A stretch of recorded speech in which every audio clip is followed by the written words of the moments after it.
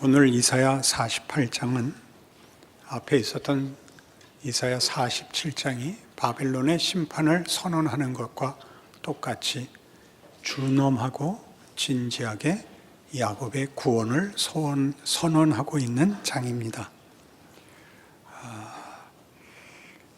9절에 보는 바와 같이 내 이름을 위하여 내가 노하기를 더디할 것이며 내 영광을 위하여 내가 참고 너를 멸절하지 아니하리라.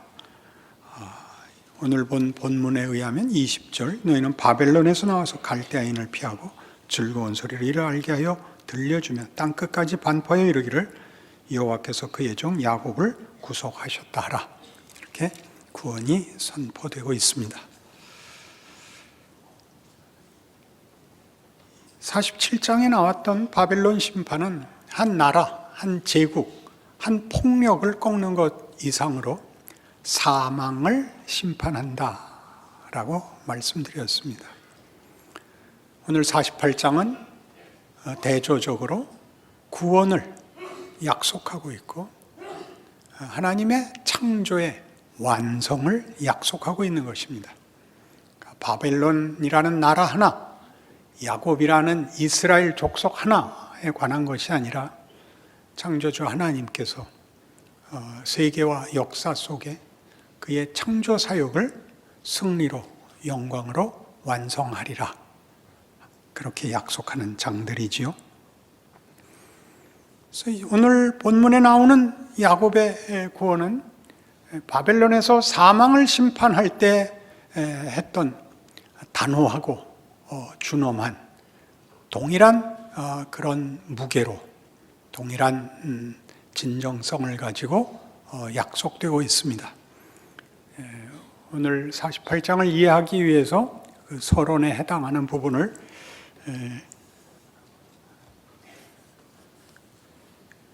일부러 적어왔습니다. 단 한 번만 읽을 테니까 잘 새겨 들으십시오. 구원에 대한 말들을 가혹한 비난 속에서 선언한다. 역사의 변동은 하나님의 부르심에 대한 인간의 반응이 얽히고 설킨 것이라고 말한다. 그러면 무엇이 이 절망의 현실에서 이스라엘로 하여금 희망을 기대할 수 있게 하는가? 하나님 때문이다. 하나님이 누구기에 그는 창조자이기 때문이다. 창조란 없는 데서 결과를 만드는 분입니다. 그러니 이제 하나님께서 구원을 완성하시겠다라고 하는 것이 서두에 말씀드린 것 같이 그의 창조를 승리로 이끌겠다라는 약속이라면 그 과정은 어떻게 이해해야 되느냐? 라는 우리가 겪는 현실, 우리의 인생, 그 역사가 있습니다. 인류 역사. 인류 역사는 도대체 뭔가? 이렇게 가혹한 비난을 받아야 되는 약속의 민족마저도 가혹한 비난을 받기에 마땅한 현실이 인류 역사라면 시작이요 마지막이며 그렇죠? 처음이요 끝인 분이 그 과정을 이런 비난하고 한탄하고 꾸짖고 심판해야 되는 그리고 그 대상들이 회개해야 되고 부끄러워해야 되고 비난받아야 되고 심판받아야 마땅할 그 과정은 도대체 뭐냐? 성경이 내내 담고 있는 이스라엘의 역사는 뭐냐? 2000년 교회사는 뭐냐? 그렇게 질문이 이어질 수밖에 없죠. 그것은 창조의 시작과 완성이 다만 존재하지 않던 것에서 존재하는 것으로 끝나지 않고 존재의 정체성을 채우는 시간이다. 이렇게 성경은 증언합니다. 다른 모든 존재하는 사물들이 인격을 가지지 않은 존재이기 때문에 존재하는 것으로 그만이지만 인간만은 자기의 정체성을 자신이 이해해야 합니다.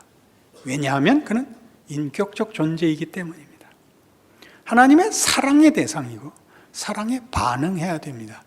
사랑은 이미 도덕도 자발성을 요구한다면 사랑은 자발성을 몇백 배나 더 가져야 되는 것이죠.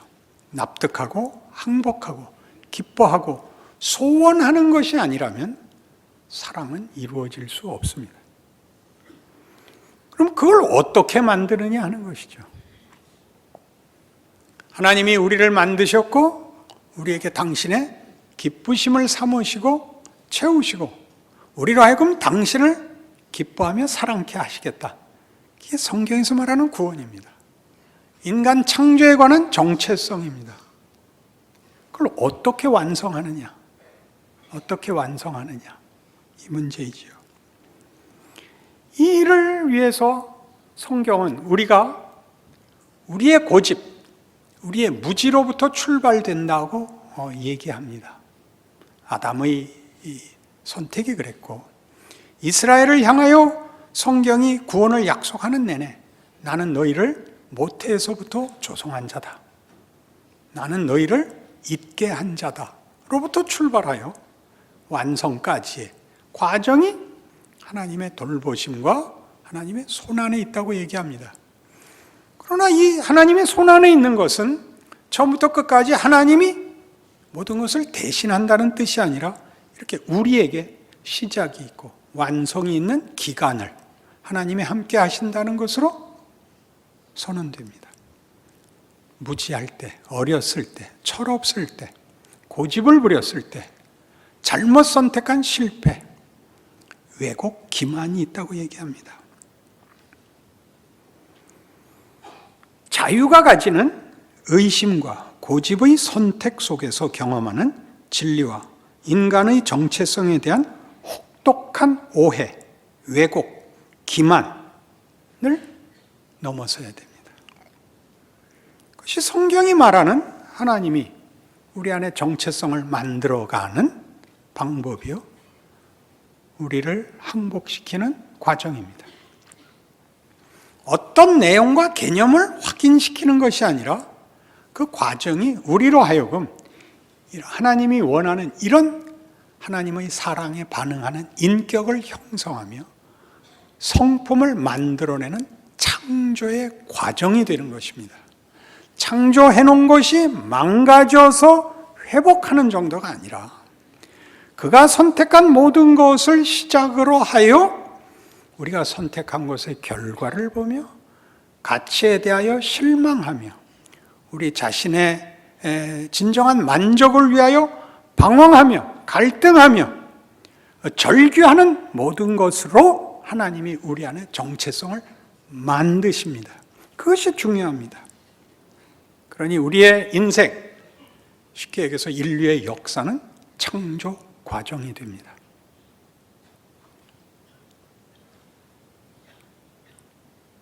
이런 창조의 과정을 이해시키는 성경에 많은 증거들이 있는데 우리가 대부분 놓치고 있죠.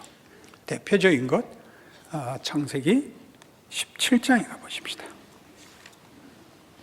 17장 1절. 아브라함이 99세 때 여호와께서 아브라함에게 나타나서 그에게 이르시되 나는 전능한 하나님이라. 너는 내 앞에서 행하여 완전하라.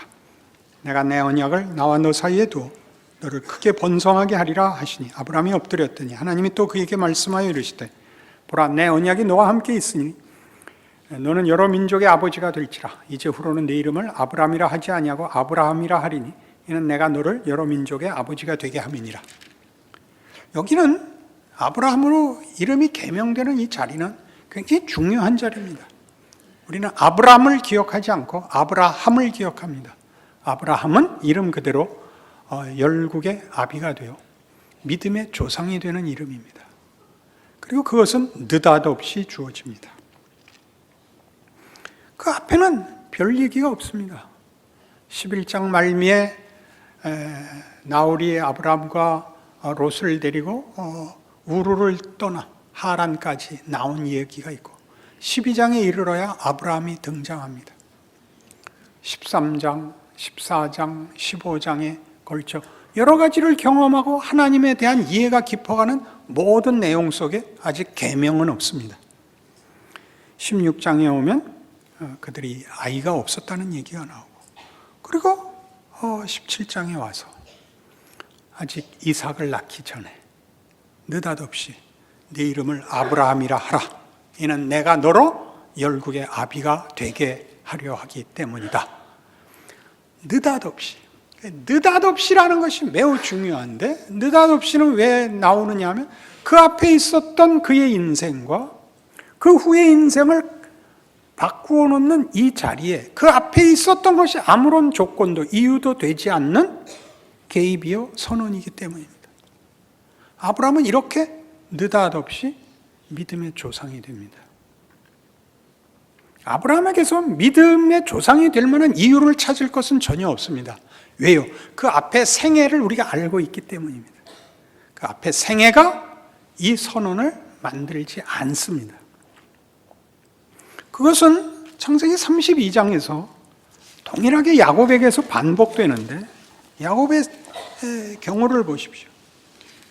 야곱은 베델에서 피난 가던 시절 베델에서 하나님이 그에게 나타나고 내가 네게 약속한 것을 다 이루기까지 너를 떠나지 아니하리라라고 약속한, 그리고 아브라함에게 한 약속을 재확인한 인물입니다. 그러나 32장에서 우리가 보는 야곱의 모습은 24절, 야곱은 홀로 남았더니 어떤 사람이 날이 새도록 야곱과 씨름하다가 자기가 야곱을 이기지 못함을 보고 그가 야곱의 허벅지 관절을 치매 야곱의 허벅지 관절이 그 사람과 씨름할 때 어긋났더라. 그가 이르되 날이 새려 하니 나로 가게 하라. 야곱이 이르되 당신이 내게 축복하지 아니하면 가게 하지 아니하겠나이다. 그 사람이 그에게 이르되 네 이름이 무엇이냐? 그가 이르되 야곱이니이다. 그가 이르되 네 이름을 다시는 야곱이라 부를 것이 아니요 이스라엘이라 부를 것이니 이는 내가 하나님과 및 사람들과 겨루 이겼음이니라. 이것도 앞뒤가 전혀 연속성이 없는 사건입니다. 야곱은 지금 궁지에 몰렸고 묘수를 찾고 있습니다. 답이 없습니다. 하나님이 내려와 그와 씨름합니다. 그는 항복하지 않습니다. 하나님은 그를 치고 떠나려 합니다. 붙잡고 축복하라고 합니다. 여태껏 행위와 하나도 맞지 않습니다. 내 이름이 뭐냐라고 묻는 것은 야곱의 지금 조건과 지금의 형편이 전혀 그 후에 나오는 복을 받기에 부족하다는 것을 다시 확인시켜주고 있을 뿐입니다. 나는 야곱입니다. 그렇다, 넌 야곱이다. 그런데 이제부터는 이스라엘이라고 해라. 그게 아무 연속성이 없는 선언이 떨어지는 겁니다. 이후로는 내 이름을 이스라엘이라 해라. 야곱의 앞에 전 생애가 있고 그 후에 야곱의 생애가 있고를 나누는 이 가운데 토막에 떨어지는 내 이름은 이제부터 이스라엘이다 라는 선언은 역사가 우리에게 확인시켜주는, 우리 인생에서 우리가 경험하는 속에서 보는 우리의 실패, 우리의 한심함, 우리의 마땅한 결과를 뒤집어 놓는 하나님의 개입이 역사 속에 내내 계속되고 있었다는 것을 증언하고 있습니다. 아시다시피 역사는 의식이 없다. 역사에서는 배울 게 없다. 우리가 알고 있는 역사에 대한 이해입니다. 인류 역사의 결론입니다. 성경이 말하는 것은 아무 데서나 내가 일을 할 수 있다. 역사는 무의미하지 않다. 왜냐하면 내가 어디나 뛰어들 수 있다. 이렇게 얘기합니다. 우리도 그렇지 않나요? 모든 구원받은 자가 자신의 구원을 확인할 때 회개가 나오는 이유가 뭡니까? 회개해서 구원을 받는 자는 없습니다. 구원을 받아서 회개를 하죠. 순서를 보십시오. 회개를 아무리 해도 감동은 안 떨어집니다. 여러분이 구원을 얻고 하나님을 만나자 그 앞에까지 모든 자기의 생애가 이 경우를 만들 수 없었다는 것을 알게 되고 이것을 원하지도 깨우치지 못했었다는 사실을 고백하는 게 회개지요. 그러니 하나님께서 우리에게 뭐라고 얘기하는 것 같습니까? 걱정 마라 이렇게 얘기하는 거죠. 걱정 마라. 나는 창조의 하나님이다. 그러나 우리한테 불만이 하나 있죠. 왜 하필 그런 식으로 하십니까? 이게 하나 남죠. 로마서 15장에 가시면 1절부터 봅니다. 믿음이 강한 우리는 마땅히 믿음이 약한 자의 약점을 담당하고 자기를 기쁘게 하지 아니할 것이라. 우리 각 사람이 이웃을 기쁘게 하되 선을 이루고 덕을 세우도록 할지니라. 그리스도께서도 자기를 기쁘게 하지 아니하셨나니 기록된 바 주를 비방하는 자들의 비방이 내게 미쳤나이다 함과 같으니라. 무엇이든지 전에 기록된 바는 우리의 교훈을 위하여 기록된 것이니 우리로 하여금 인내로 또는 성경의 위로로 소망을 가지게 함이니라. 이제 인내와 위로의 하나님이 너희로 그리스도 예수를 본받아 서로 뜻이 같게 하여 주사 한 마음과 한 입으로 하나님 곧 우리 주 예수 그리스도의 아버지께 영광을 돌리게 하려 하노라. 그러므로 그리스도께서 우리를 받아 하나님께 영광을 돌리심과 같이 너희도 서로 받으라. 내가 말하노니 그리스도께서 하나님의 진실하심을 위하여 할례의 추정자가 되셨으니 이는 조상들에게 주신 약속들을 견고하게 하시고 이방인들도 그 긍휼하심으로 말미암아 하나님께 영광을 돌리게 하려 하심이라. 기록된 바 그러므로 내가 열방 중에서 주께 감사하고 주의 이름을 찬송하리로다 함과 같으니라. 또 이르되 열방들아 주의 백성과 함께 즐거워하라 하였으며 또 모든 열방들아 주를 찬양하며 모든 백성들아 그를 찬송하라 하였으며 또 이사야가 이르되 이새의 뿌리 곧 열방을 다스리기 위하여 일어나시는 이가 있으리니 열방이 그에게 소망을 두리라 하였느니라. 소망이 하나님이 모든 기쁨과 평강을 믿음 안에서 너에게 충만하게 하사 성령의 능력으로 소망이 넘치게 하시기를 원하노라. 여기 인용된 이 구약 성경들은 전부 다 하나님께서 은혜를 베푸신다. 이스라엘, 약속한 이스라엘에게뿐만 아니라 이스라엘을 세워 주시려고 한 모든 세계 민족들에게 그 은혜를 베푸시려고 한다. 그러니 너희는 넉넉하게 살아라. 그렇게 얘기하는 겁니다. 뭘 넉넉하라는 거죠? 너희의 인생과 역사를 겁내지 마라. 또 어떻게 하라고요? 마음을 열어 너희와 다른 생각을 하고 아직도 나 모르는 사람들 잘 끌어안고 살아라. 우리가 겁을 내는 것은 무엇일까요? 하나님의 은혜 밖에 있을까 봐 겁내는 거죠. 하나님의 시간 밖에 있을까 봐 겁내는 거죠. 성경은 그렇게 얘기하지 않고 어느 시간도 어느 영역도 하나님의 은혜 밖에 있는 자리는 없다. 그렇게 얘기하고 있는 중입니다. 3절 보시듯이 그리스도께서도 자기를 기쁘게 하지 아니하셨나니 기록된 바 주를 비방하는 자들의 비방이 내게 미쳤나이다 라고 시편을 인용합니다. 시편 69편입니다. 찾아가 보셔야 됩니다. 다윗의 시입니다. 시편 69편 1절. 하나님이여 나를 구원하소서. 물들이 내 영혼에까지 흘러들어 왔나이다. 나는 설 곳이 없는 깊은 수렁에 빠지며 깊은 물에 들어가니 큰 물이 내게 넘치나이다. 내가 부르짖음으로 피곤하여 나의 목이 마르며 나의 하나님을 바라서 나의 눈이 쇠하였나이다. 까닭없이 나를 미워하는 자가 나의 머리털보다 많고 부당하게 나의 원수가 되어 나를 끊으려 하는 자가 강하였으니 내가 빼앗지 아니한 것도 물어주게 되었나이다. 하나님이여 주는 나의 우매함을 아시오니 나의 죄가 주 앞에서 숨김이 없나이다. 주 만군의 여호와여 주를 바라는 자들이 나를 인하여 수치를 당하게 하지 마옵소서. 이스라엘의 하나님이여 주를 찾는 자가 나로 말미암아 욕을 당하게 하지 마옵소서. 내가 주를 위하여 비방을 받았사오니 수치가 나의 얼굴에 덮였나이다.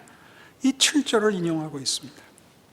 다윗은 고단한 인생을 살고 있습니다. 비난받고 있고 수치 속에 묻혀 있습니다. 그걸 뭐라 그런다고요? 주를 위하여 비방을 받았다고 합니다. 주를 위하여 비방을 받는다. 다윗의 시 속에서는 줄곧 이 주를 위하여 받는 비방이 뭐라고 나오느냐 하면 네가 만일 제대로 했더라면 하나님이 왜 이 고통을 겪게 했겠느냐? 네가 잘못해서 이 고난을 겪는 것이다. 그러나 다윗이 알기로는 자기의 고난은 하나님이 시킨 겁니다. 하나님이 나를 고난의 길로 끌고 가는 바람에 하나님이 있다면 너에게 그럴 리가 없다는 욕을 나 혼자 먹고 원래 하나님께 갈 비난이 나한테 온 것입니다. 그렇게 얘기를 합니다. 이게 무슨 말일까요? 하나님이 받아야 할 비방이 나에게 왔다는 것. 좀 더 이해하기 좋게 이스라엘의 운명을 보십시오. 그들은 잘못하여 하나님께 심판받아 바벨론 포로가 됩니다. 이스라엘이 당한 심판, 형벌 이상으로 하나님이 수치를 당하시죠.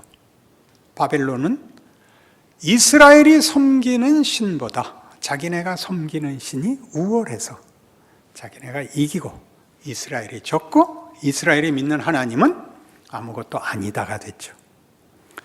왜 이런 길을 가시는가 하는 것입니다. 시편은 내내 다윗의 시들이 이것을 주제로 삼고 있습니다. 주를 비방하는 비방이 내게 미쳤나이다. 너희 하나님은 도대체 어떤 하나님이냐? 신이 있다면 왜 그런 길을 택하느냐? 예수에게서 대표적으로 나타납니다. 신이 사람의 손에 의하여 붙잡혀 십자가에 못 박혀 죽는 그런 신은 믿을 수가 없습니다. 하나님은 그런 방법을 택하십니다. 하나님이 일하시는 방법입니다. 무엇을 위해 그럴까요? 우리가 할 수 있는 모든 일의 끝자락까지 따라오십니다. 경험과 기회와 선택과 확인과 납득을 주십니다. 여기가 우리가 쫓아가지 못하는 자리일 것입니다. 하나님은 그의 창조에서 가장 중요한 인간의 정체성을 하나님께서 가지시는 자유로우심에 초대합니다. 내가 너를 조건 없이 사랑한 것 같이 너희도 나를 조건 없이 사랑하는 자리로 요구한다.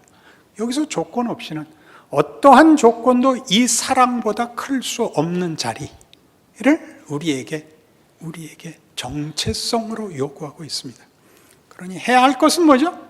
사랑에 못 미치는 모든 것의 실체를 경험해야 합니다. 우리가 늘 하는 기도죠. 하나님, 다시는 하나님 찾아올 필요 없게 해 주십시오. 그게 우리의 기도죠. 우린 전부 여기에 못 미치는 기도를 하죠. 하나님이 기뻐야 됩니다. 말이 되나요고요? 됩니다. 사랑이란 어마어마한 것입니다. 사랑이란 어마어마한 것이라서 물불을 가리지 않고 목숨보다 큰 것입니다. 우리가 아는 사랑은 소유욕과 자존심에 불과합니다. 이것을 하나님이 우리에게 요구하고 있어서 이 길, 우리가 가지는 욕심의 제일 끝자락까지를 넘어서서야 온다고 인류 역사와 인생을 허락하십니다. 창조 중에 계십니다. 우리가 갈 때까지 가보고 그것 넘어라고 아는 그것을 끝까지 오지 않고 그것 너머를 올 수가 없기 때문에 하나님은 이 길을 허락하십니다. 이것이 없으면 여러분은 신자가 아닙니다. 하나님이 나를 사랑하시는가? 여러분이 탄식과 절망과 고통의 극에 가보지 않으면 여러분 그 다음을 상상할 수가 없습니다. 알아볼 수가 없습니다. 그것은 빌립보서 2장에서 이렇게 선언된 실체입니다. 예수 안에서 증명된 역사적 실체이죠. 여기서 예외가 있는 사람은 아무도 없습니다. 빌립보서 2장 5절 너희 안에 이 마음을 품으라 곧 그리스도 예수의 마음이니 그는 근본 하나님의 본체시나 하나님과 동등됨을 취할 것으로 여기지 아니하시고 오히려 자기를 비워 종의 형체를 가지사 사람들과 같이 되셨고 사람의 모양으로 나타나사 자기를 낮추시고 죽기까지 복종하셨으니 곧 십자가의 죽으심이라. 이러므로 하나님이 그를 지극히 높여 모든 이름 위에 뛰어난 이름을 주사 하늘에 있는 자들과 땅에 있는 자들과 땅 아래에 있는 자들로 모든 무릎을 예수 이름에 꿇게 하시고 모든 입으로 예수 그리스도를 주라 시인하여 하나님 아버지께 영광을 돌리게 하셨느니라.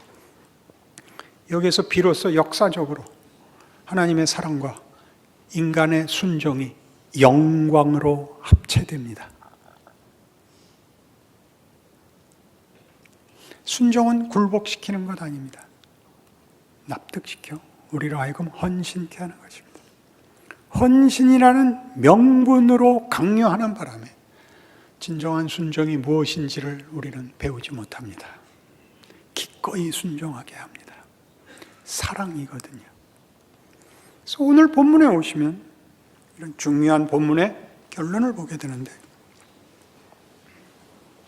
이사야 48장 22절, 여호와께서 말씀하시되 악인에게는 평강이 없다 하셨느니라. 이런 느닷없는 결구가 나옵니다.